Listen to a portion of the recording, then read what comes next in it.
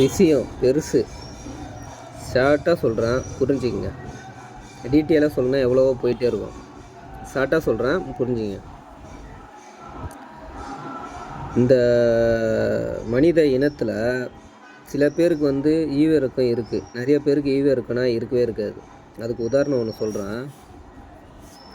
இப்போ ஒரே ஒரு வேளை சாப்பாடு தான் இருக்குதுன்னு வச்சிங்களேன், தன்னுடைய பையன் சாப்பிடட்டும், தன்னுடைய குழந்தைங்க சாப்பிடணும் அப்படின்னு சொல்லிட்டு எல்லா அம்மாவுமே நினைப்பாங்க, நேர்மையானவங்க, பெண்மணியாக இருக்கிறவங்க. அதே சமயத்தில் இந்த உடல் சுகத்துக்காக அடுத்த ஒரு ஆளு கூட போயிட்டு திருட்டுத்தனமாக ஊருக்கு ஒதுக்குப்புறமாக ஏதோ ஒரு தப்பு பண்ணுறதுக்கு போய் தப்பு பண்ணுறவங்க தன்னுடைய குழந்தையே சாவடிச்சுட்டு போயிடுவாங்க. 2 பேருமே பெண் தான்.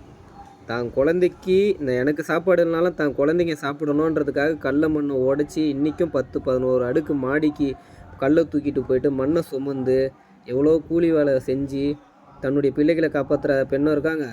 தான் உடம்பு பசி தீந்தா போதுன்ட்டு தன்னுடைய குழந்தைங்க சாவடிச்சிட்டு போகிறவங்களும் இருக்காங்க. உங்களுக்கே இது வந்து தெரியும். இப்போ நான் என்ன சொல்ல வரேன்னா, தன்னுடைய பிள்ளைகள் வந்து இப்போ நான் என்ன சொல்ல வரேன்னா, இது வந்து ஊர் அறிஞ்ச தப்பு. ஊர் அறியாத தப்பு என்னன்னா, இந்த வீடியோவை கொஞ்சம் பாருங்களேன். பேர் என்ன? கஜலட்சுமி. இது யார் குழந்தை? என் குழந்தை. ஏன் இப்படி இருக்கீங்க? எனக்கு அம்மா அப்பா கிடையாது. ஒரு அனாதை லவ் மேரேஜ் டிரைவர். அவர் பேர் சிலம்பரசன். டிரைவர் நீங்க ஒரு நைட்டு கூட எல்லாம் இதா இருக்கீங்க. அவங்க அம்மா எதுவுமே எடுத்து கொடுக்க கூடாது, சம்பளம் காசு எனக்கு தான் கொடுக்கணும், இல்லைன்னா வீட்டை விட்டு போங்க சொல்லி மிரட்டுறாங்க. பிச்சை தாங்க 150 ரூபா பிச்சை எடுத்து தான் வச்சிருக்கேன். இப்போ இதை பார்த்தோன்னே தான் எனக்கு பேச தோணுது, இதை பேசணும்னு தோணுச்சு. விஷயம் என்னென்னா, இப்போ ஒரு சில அம்மாக்கள் வந்து தன்னுடைய குழந்தைகளுக்கு வந்து கல்யாணம் பண்ணி வச்சுருவாங்க. கல்யாணம் பண்ணி வச்சுட்டு அவனையும் நிம்மதியாக வாழ விட மாட்டாங்க, வந்த மருமகளையும் நிம்மதியாக வாழ விட மாட்டாங்க. தான் மட்டும்தான் வந்து சந்தோஷமாக இருக்கணும் பிள்ளைங்க கூட. அந்த பொண்ணை வந்து ஒதுக்கி வைக்கிறது, அந்த பொண்ணு வந்து திட்டுறது, பிள்ளைங்கிட்ட வந்து நல்ல முறையாக நடந்துப்பாங்க. புள்ள அப்படி வெளியே போனோடனே பொண்ணு அந்த மருமகளை போட்டு திட்டுவாங்க. இப்படி இருக்கிறாங்க சில தாய்மார்கள். இது வந்து ஊரறிஞ்ச தப்பு சொன்னோம் பார்த்தீங்களா, அதே மாதிரி இதுவும் ஒரு தப்பு தான்.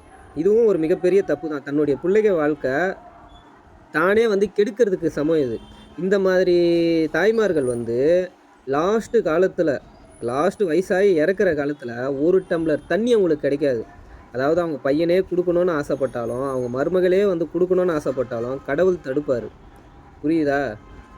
நீங்கள் உங்கள் பிள்ளைகளை சந்தோஷமாக வாழ விடுங்க, ஓகேவா? இந்த ஒரு வீடியோ பார்க்கும்போது எனக்கு தோணுச்சு, ஷார்ட்டாக சொல்கிறேன், புரிஞ்சுங்க. டீட்டெயிலாக சொல்லணும்னா எவ்வளோ சொல்லலாம், ஷார்ட்.